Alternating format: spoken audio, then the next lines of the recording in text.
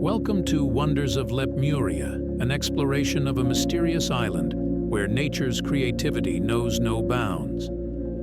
In this hidden paradise, evolution has crafted creatures beyond imagination, blending familiar traits into astonishing new forms.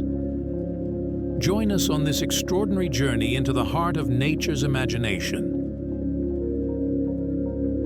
In the savanna, the Vulpicarus elegans stands tall, its fox-like agility and giraffe stature making it a unique sight among the grasslands. Beneath the waves, the Pysesleo regalis, with its striking mane-like fins, is the undisputed ruler of its vibrant coral kingdom.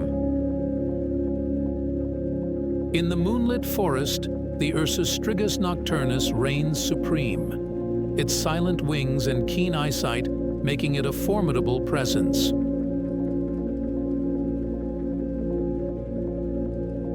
At dawn, the Gallimimarpus sonorus's crow echoes across the outback, its unique blend of hopping and crowing a curious spectacle.